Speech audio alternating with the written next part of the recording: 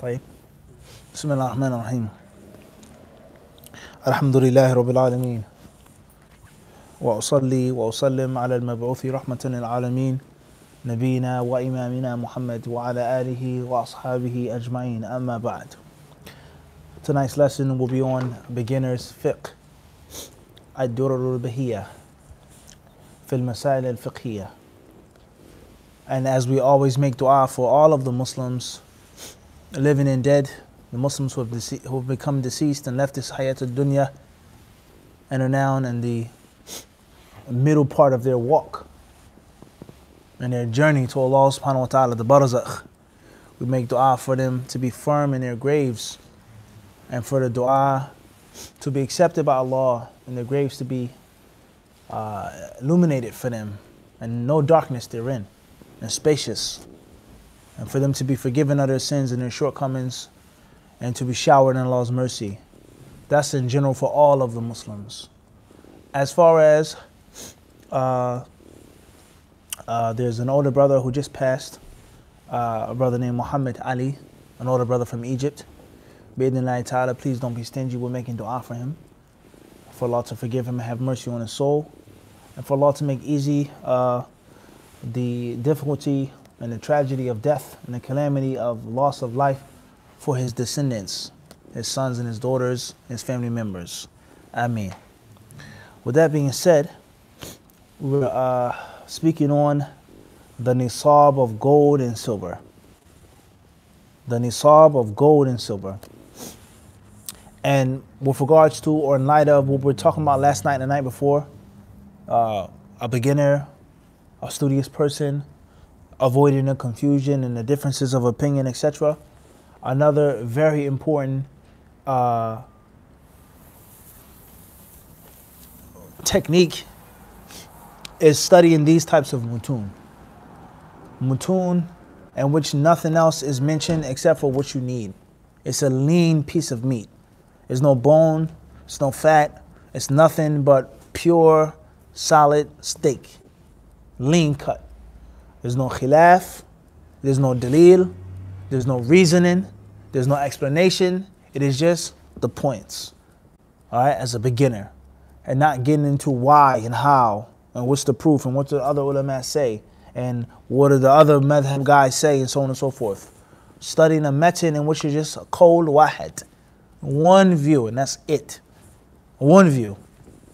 And occasionally you branch off from that one view to expand your brain power, to explain your tasawwur of the mas'ala.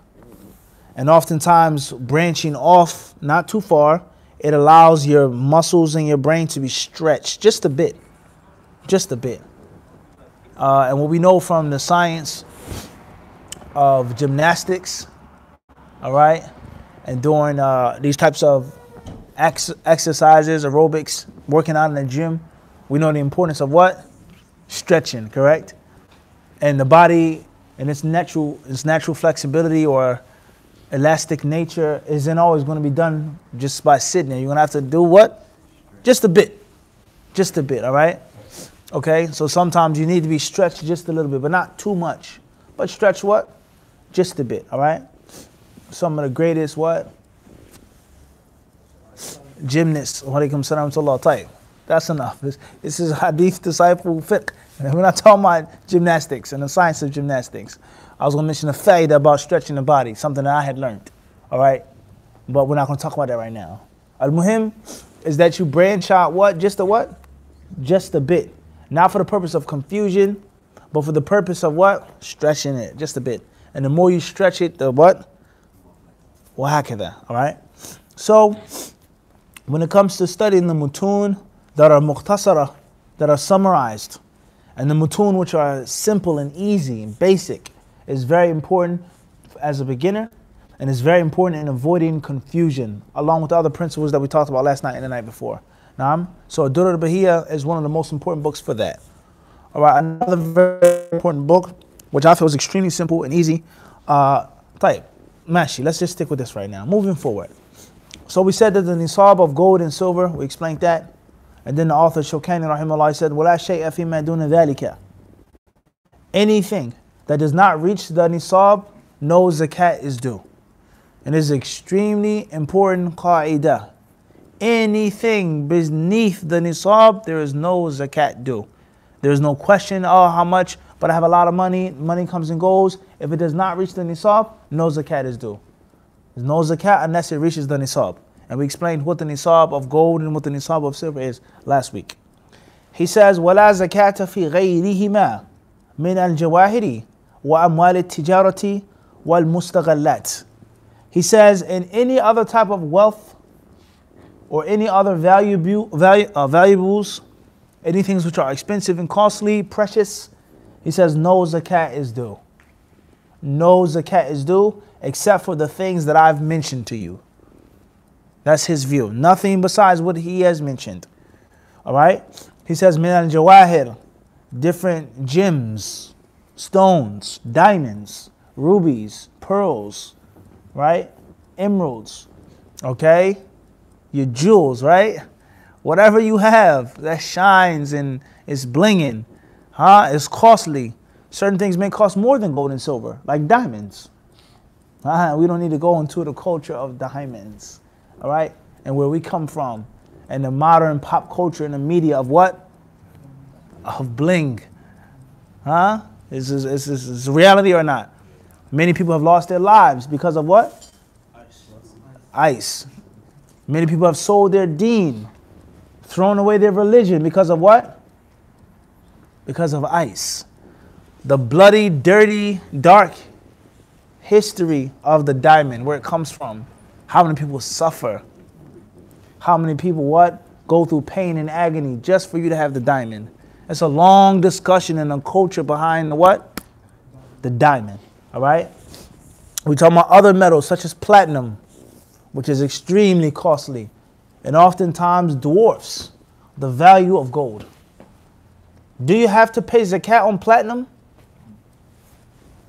You don't understand this? Or you may have a special gem, a precious ruby, which is very costly. If it's not gold and it's not silver, the author says what? No zakat on the jawahir. All right? He then says, rahimahullah, wa amwal tijara, and wealth of commerce, commercial gain, stock, merchandise, product. He says there's no zakat due. No zakat due. If you have a business, and you have merchandise, you have these things, his view is that no zakat is due on the merchandise at all. And the only thing upon which the zakat is due is your own personal what? Wealth. Your own personal wealth. The income and the savings from the income, but not the actual what? Product. He says, wal mustaghallat, and things which are, says in the footnotes, kaduri, alati, yu'ajjiruha malikuha, wa kadhalika dawabu, wa nahwuha. He says here,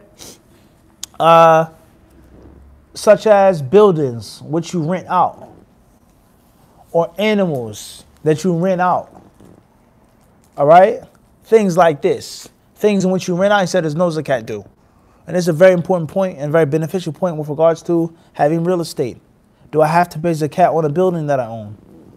The building has been sitting there for 5 years, for 10 years. Do I have to pay zakat on the value of the building? Or do I only pay zakat on what I get from the rent of the building? Are we clear on this or not? All right? So these different issues here, of course, is now ijma' that he's clearly making a view. This doesn't mean that it's ijma' or this is what the other ulama say. La, but that's his view, and it's more than enough for a beginner to follow this imam as a what? Beginner and understanding it. And anything else that we use today in our modern times, let's say you have a car service, you rent out limousines, you rent out cars, you rent out power tools, costs a lot of money. You own cat, heavy duty machinery, right? A backhoe or the different types of machinery that they use, right? For construction.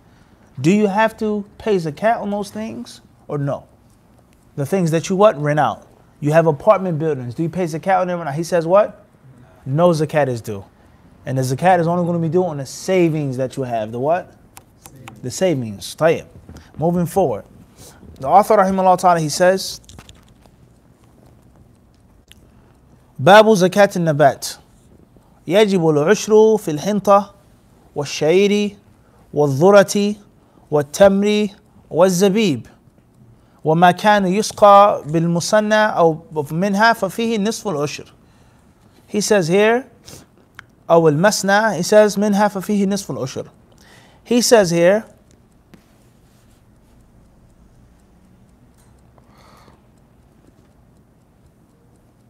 مخالف الهامش تنبيه قوله بالمسنى كذا بخط المصنف ولعل الصواب بالمسني كما هو ظاهر كتب اللغة كاللسان وقد رأيته كتبها على الصواب في المطبوع من السيل وكذلك قبله المهدي في البحر والأزهار. وقال لي شيخنا على العمراني ذكرها بالألف الممدودة كذا خطأ قلمي وعامة فقهائنا إنما يستعملونها بالياء بالمسنى أو المسني. He says here, the next chapter says zakat on nabat, zakat on agriculture, things that what? Grow out of the ground, things that sprout from the ground, agriculture. We spoke on animals, then we spoke on gold and silver, money. Now we have what? Agriculture, having a farm, a garden, right? Something in which it grows and it sprouts. He says, يجب العشر. He says a tenth.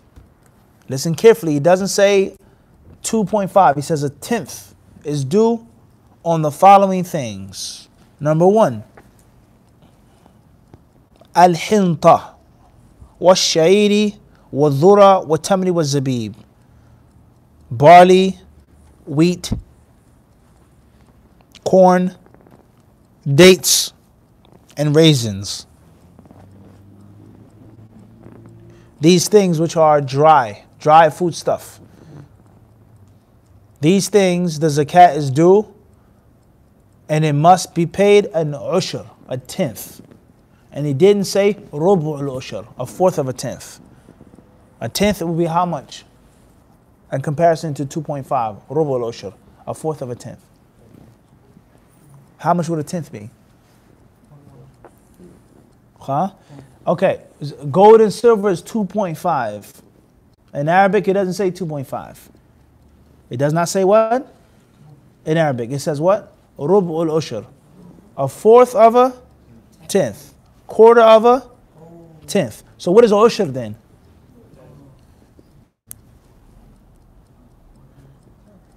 Huh? A tenth. No difference in the translation? 10%, right? Or not? You got it? Tayyib, 2.5 gold and silver. If it's ushr a tenth, then it would be what?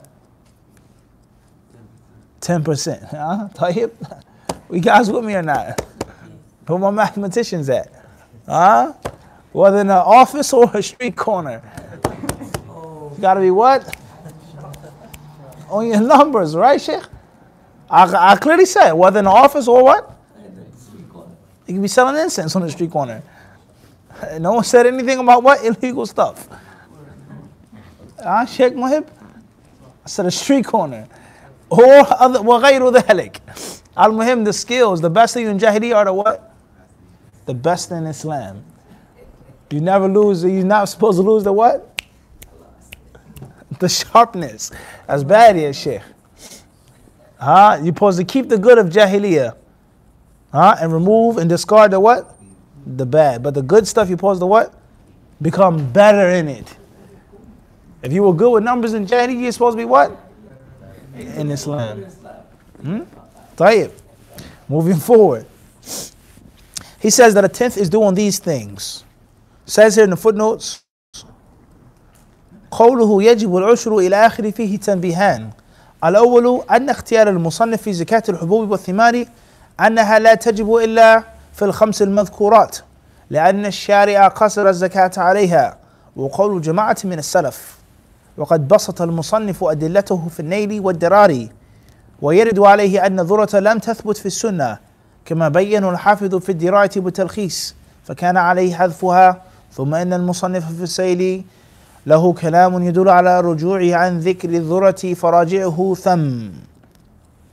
الثاني أن اختيار المصنف هذا قد ناقشه فيه جمهور الفقهاء فانظر المغني إلى آخره. So what do we have with this first sentence here? That a tenth is due on these things. What do we understand the opposite of that? What's the opposite of that? If a tenth is due on these things, what's the opposite of that? Fadda. There is nothing due on any other type of agriculture. Grain, seeds, things that come from the what?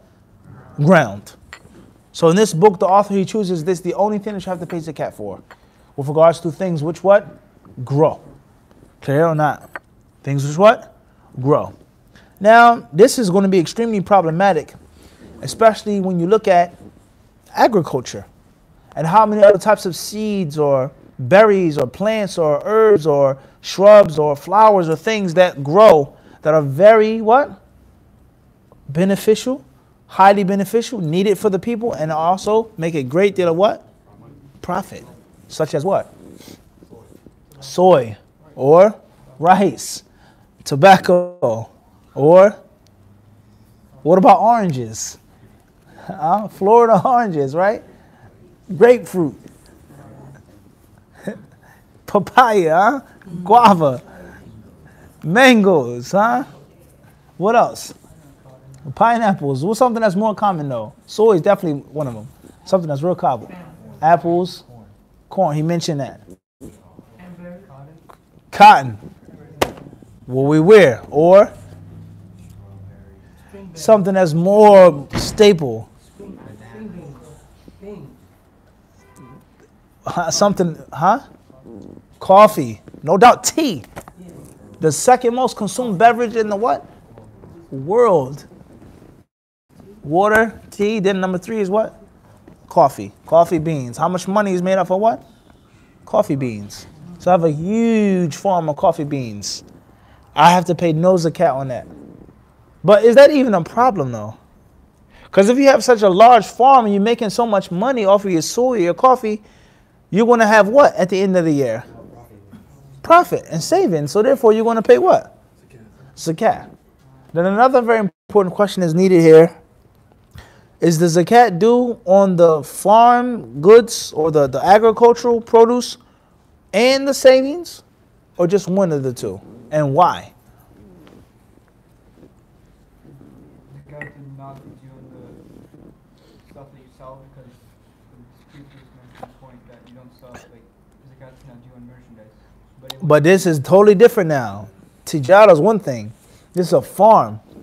But it does overlap. Because from one aspect, soy, wheat, corn, tea is also what? For commerce. But it's a bit different. See how things can become what? Overlapping. And of course, the safest view is to pay the zakat on the merchandise. That's the safest view. Is it the strongest view? Al-Muhim is the what? Safest view. But now we have merchandise, zakat, at-tijara, and we have a farm. But it's a bit different though, Hanan Aslam. And that's because you may have a product in your store or your warehouse which sits there for how long? Years, months. And the harvest may come or may not come. It may or what? May not come. And if you have a farm, if you're producing that volume of agriculture, then you're going to be what? Making some type of money. Everyone understand this? But it couldn't, one issue could what? Overlap another. Tayyib? So he says here, or says in the footnotes, that the author chose these things and only these things. And he says that in another book he retracted dhura, corn. He took that out. He retracted that. And he only stuck with hinta, sha'ir, tamar, and zabib. Tayyib. So therefore, briefly expanding a little bit, two main views, Abdul Qawi. One view is jami' al-kharij min al-ard. Anything that comes from the earth. And the second main view is it's only based off of what's mentioned of those 4 or 5 things, along with a few other things such as honey, so on and so forth. But if you look at the wisdom of the Sharia and the intention and the objective of the Sharia, you're going to say it definitely what? Includes and encompasses what? Other things. and not just the culture and the custom of the Arabs? What if you live in a land in which there's no zabib or no asal or no hinta, and it's soy, in which there's multi-million-dollar business off of my soy farm? But that takes us to another problem, and that is with the gold and the silver and the other expensive things, which cost much more than what? Gold. Everyone understand this? Qiyas. That's the issue. When do we take the qiyas and when do we say what? No. Moving forward. He says, وَمَا كَانَ يُسْقَى. The second point, moving forward. Yarhamakallah. He says here, he makes a difference between a tenth and half of a tenth, which is 5%, with regards to the crops that are watered naturally and the crops that are watered through what? Other means, such as camels, mules, donkeys, horses, animals which carry water upon their backs, or modes of irrigation, pumping, things like this. Rather, the farm that is only what? Watered from the sama', the heavens, right? Rainwater. There's a difference between the two. Why is there a difference, Khalid? Why is a tenth due or half a tenth due? I think because the ones for the camels, it's like you're producing it for sale. That's not it. It's something else. What's the reason? Hanan Aslam. What's the reason? The reason is because the animals and the irrigation and things that you do, that's effort and work. La, that's not what you said. You said selling it. La, we didn't say anything about selling. Both are for sale. As I clearly said, that volume of agriculture. But we're talking about the back-breaking labor. Forgive me for misunderstanding you. My poor understanding. What I understood is that you're talking about what? Selling. No doubt. That's what everyone else understood. May Allah bless you, Khalid. Al-Muhim, the wisdom behind it is that the one who gets the crops watered naturally is easier. So he has to pay what? More. He's paying a 10%, a higher percentage. And one who's working and toiling, he's going to pay what? And that goes to show you the wisdom of the Sharia as well. Moving forward, he says, Rahimahullah, وَنِصَابُهَا خَمْسَةُ أَوْسُقٍ وَلَا شَيْءَ فِي مَا عَدَى ذَلِكَ كَالْخُضْرَوَاتِ وَغَيْرِهَا وَيَجِبُ فِي الْعَسْلِ الْعُشْرُ وَيَجُوزُ تَعْجِيلُ الزَّكَاةِ. He says here, and the nisab of agricultural produce, or the things that come from the ground, the things that he mentioned. And what's something that he mentioned? All of the things that he mentioned have one thing in common, which is what? They can all be dried and stored. Soy, can soy be stored? Can it be turned into a dry good? The beans. See how I can get with the modern issues, it can become sticky now. Al-Muhim, he says, is that the nisab of those things, what is the limit now? We know what I got to pay and what I have to pay for. But what is the nisab? Just like gold and silver or the camels. He says the nisab is 5 wasaqs. Khamsatu awsuq. Says here in the footnotes, al-awsuq jam'u wasq. Wal-wasqu sittuna sa'an. A wasq is 60 sa'. 60 sa'. So if I'm paying for 5 awsuq, what's the multiplication now? Once more, awsuq is the wasq. A wasq is how much? 60 sa'. What's the nisab? 5 wasq. 300 sa'. So how much would that equal roughly? 300 sa'. A little bit or a lot? 300 times. Scoop, scoop, scoop, scoop, scoop, scoop, scoop, scoop. Count what?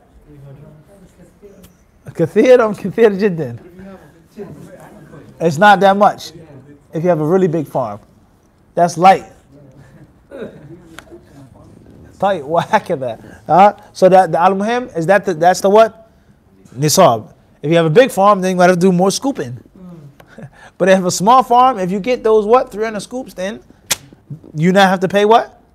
Zakah.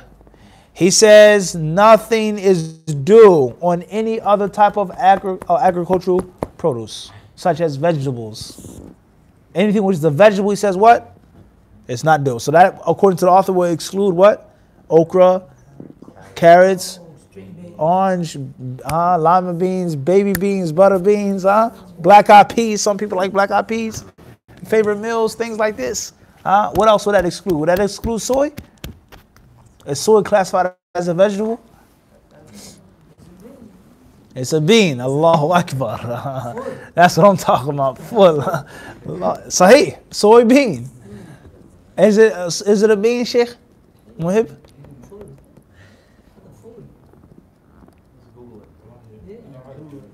The asl is that it's a soybean. That's the asl, right?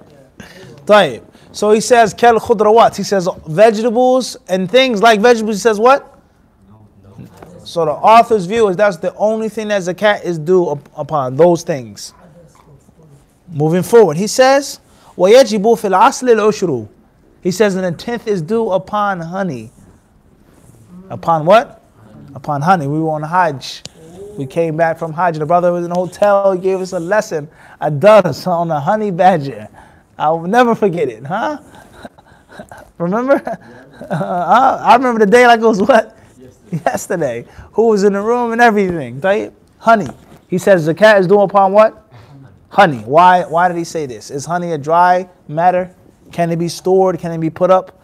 What's the wisdom behind honey being liable for zakat? It's one of the preserve. It's something that's produced that can be easily transferred and given to people. Of course, there's a hadith on honey, a specific hadith on honey, over which the ulama differ. But we're not here to explain hadith tonight. Secondly, some experts say that honey never goes bad. Some people, they say this.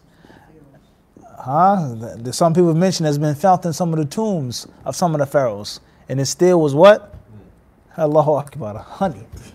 So from that aspect, they say honey is similar to what? Dry stuff.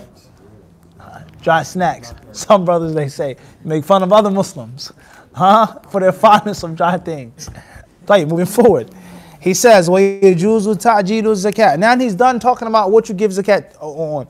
He says, next point, it's permissible to hasten your zakat. It's permissible to pay it before the proper time. How is this done? Alameen. How do you pay zakat before it's due?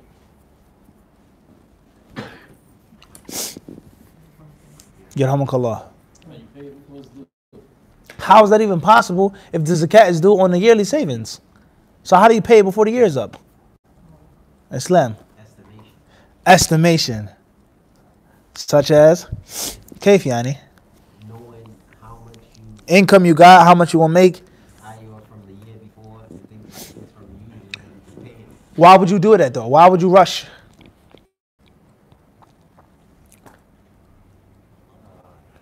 Think, why would you do it? You're gonna die? You want to die or? No, harvest is different. He didn't mention that here. That's a different story. Harvest is due when it's harvested. There's no yearly savings when it comes to harvest. Clearness? وَآتُوا حَقَّهُ يَوْمَ حَصَادِهِ. Allah says, give its haqq on the day of its what? Hasad. When you cut it down and put it in a basket. It's not like the cows or the gold and the silver yearly. La, it's due when it's what? Harvested. So why would a person rush to give zakat? He's not talking about just zakat on agriculture anymore. He's talking about anything now. It's permissible to hasten your zakat.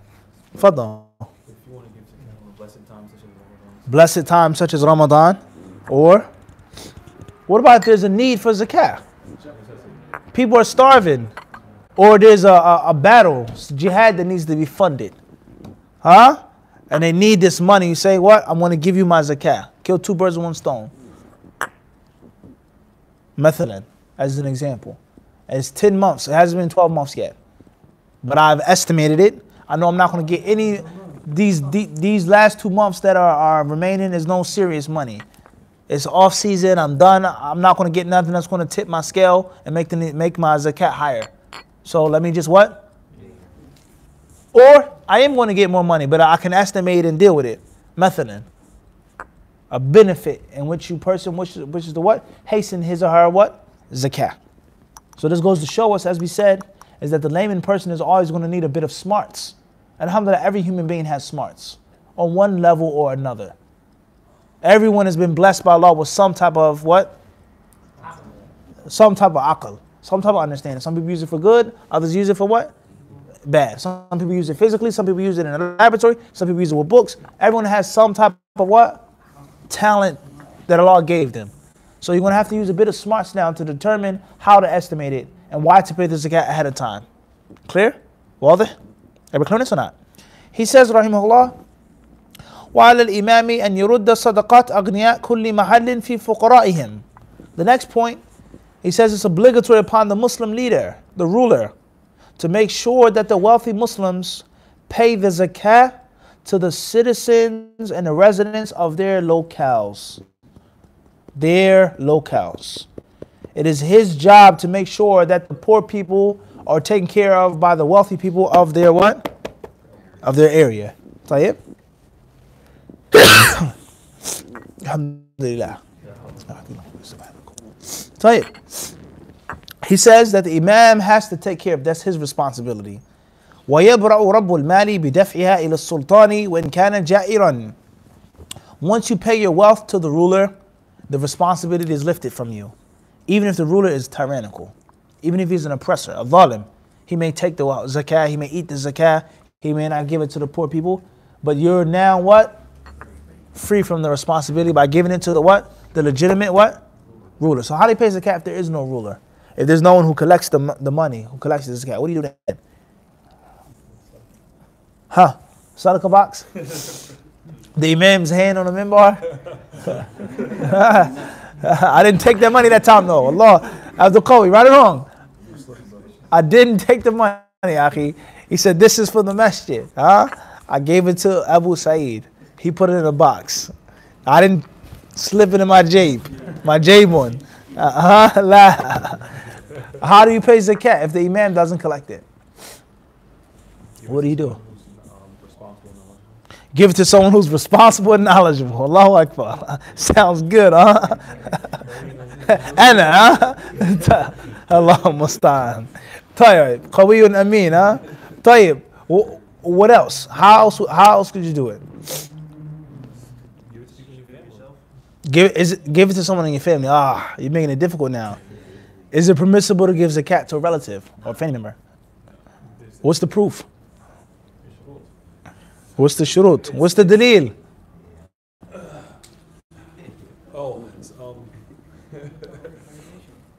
Give it to an organization. Okay, anybody else? Faddal. Take care of yourself. Give it to somebody. Give it to the poor. Yourself. Who is poor? Who are the people that receive zakat? You can't answer the question unless you get to the next section of the book.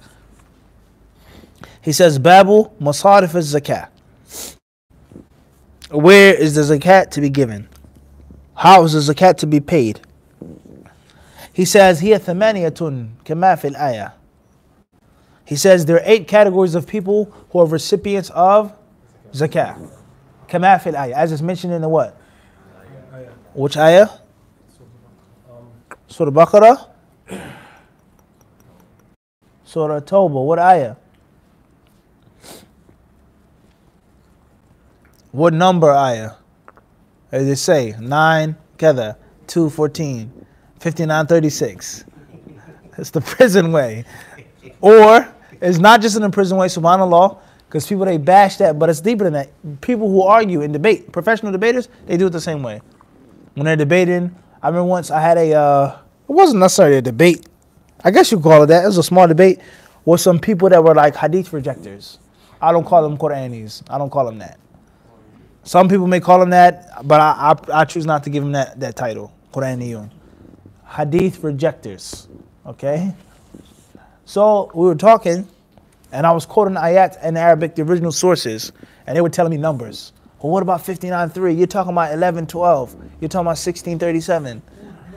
Huh? But you asked them to recite it. They don't know what? What I say. Everyone understand this? So he says, Kama fil ay, in the eye. What eye is that, Khalid? What verse? La abadan. Jazakallah khairan. No. May Allah reward you for your good intention. You should not be rewarded for being wrong. What's the dalil? What is he saying here? From one thing you learn what? Huh? 10,000 other things. So this is now taking you to the Quran, to tafsir. What's the ayah in Surah Tawbah? He doesn't say Tawbah. You guys said Tawbah. What ayah in Tawbah? You should know this. There's no meaning. There's no word. The Quran has to be what?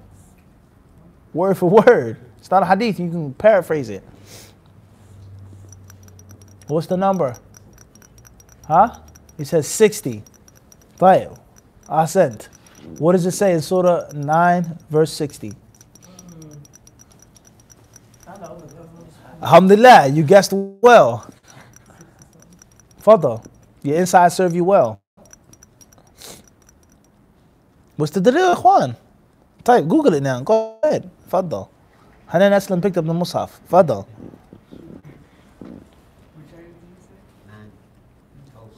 960.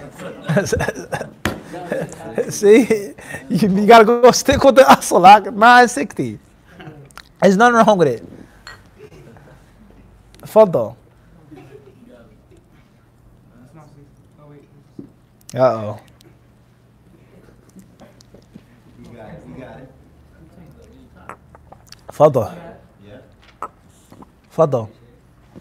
So the prescribed alms are meant only to be given to the poor, the needy, to those employed to collect them, to those whose hearts are to be won in the cause of the slaves and those encumbered with debt, in the way of Allah and to a wayfarer. This is an obligation prescribed by Allah. Allah is all knowing, all wise. طيب جزاك الله خير in Arabic. تفضل. Whoever. إنما الصدقات. So what are you going to do when you don't have your phone? What are you going to do when you don't have your phone? When you're on a train or in the airport? Or they lock you up? Huh? And you have no phone. What are you going to do then? You got to be what? The knowledge that you can't take into the bathroom isn't what? So you follow the salaf, right? That's what they said. The ilm that you can't take in the hammam is what? So I can take my phone in the bathroom. Astaghfirullah. طيب اقرأ الآية. إنما الصدقات للفقراء والمساكين والعاملين عليها والمؤلفة قلوبهم وفي الرقاب والغارمين وفي سبيل الله وابن السبيل فريضة من الله والله عليم حكيم. طيب جزاك الله خيرا. Number 1. إنما الصدقات للفقراء. Number 2. والمساكين. Number 3. والعاملين عليها. Number 4. والمؤلفة قلوبهم. Number 5. وفي الرقاب. Number 6. Read it right. غارمين. No. لا. No. 2 different things. Yes, sir. والغارمين وفي سبيل الله. 2 different things. Next. وابن السبيل. And then فريضة من الله. So we have 8. The first are the fuqara. Read it again in English. Prescribed alms are meant for only for the what? The poor. Then we have the needy. What's the difference between faqir and miskin? Is there a difference? Different levels. What's the difference though? What's the defining? Ikhtilaf. Huh? I can't go wrong with that. Difference of opinion. Some people are Fadda. paycheck to paycheck, and some ain't got no paycheck. Some people's paychecks is fat. Really? Some brothers' paychecks is fat in this masjid, mashallah. They may live check to check, but that check is what? Overweight.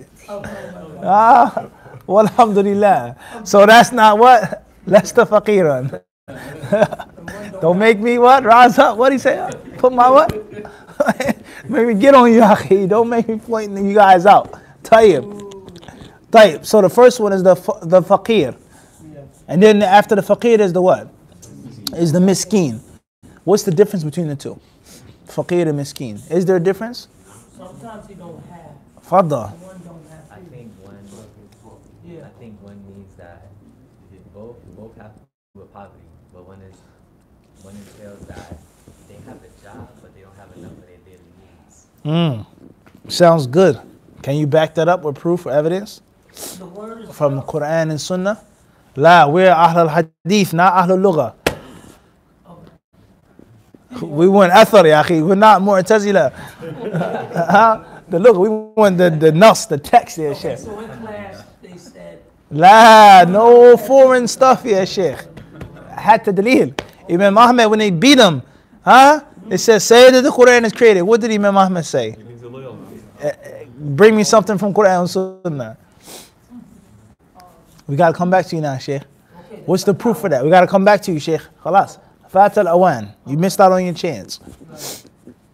What's the dalil for that? That's everyone's homework assignment tonight. What is the proof, if there is one, on the difference between faqir and miskin? And a miskin is someone who works, who has a job, but he's still needy. yeah, He has some income, but he's still what? need. He's still what? Needy. All right? To the end of those, to the ayat. We can't explain the ayat in detail. We've done this many times in the zakat workshops that we've given over the years. What's meant by fi sabilillah? Is it only jihad, or can it be da'wah as well? Gharimin, those who are in debt. Wayfarer. Is there a wayfarer today with Western Union? Someone who has money in his country, he can get wired, he can get quick pay, whatever. Huh? PayPal, huh? Wahakadha, all right? We've explained that ayah what? Many times before. He then says, وَتَحْرُمُ عَلَى بَنِي هَاشِمْ وَمَوَالِيهِمْ وَعَلَى الْأَغْنِيَاءِ وَالْأَقْوِيَاءِ الْمُكْتَسِبِينَ. Oh, he says, أيوة الْمُكْتَسِبِينَ. طيب. He says, and it's haram to give zakat to the following type of people. Number one, Banu Hashim. They cannot receive zakat. You cannot give it to them. Number two, he says, وَمَوَالِيهِمْ. And those who are their mawlas. Their mawlas. And the word mawla has several meanings. Sometimes the word mawla means a manumitted slave. Manumitted, no longer a slave. Manumitted. And also their descendants. Sometimes the word mawla is an ally. An ally. We've come together for war. We're allies. Sometimes mawla could be someone who accepted Islam because of somebody, like Imam al-Bukhari's grandfather. Naam, Ju'fi, right? He says, وَعَلَى الْأَغْنِيَاءِ. Nor can zakat be given to people who are wealthy. It's haram to be given to wealthy people. وَالْأَقْوِيَاءِ الْمُكْتَسِبِينَ. And men who are strong and brawny, capable bodies of working. Those who have the ability to work cannot be given zakat.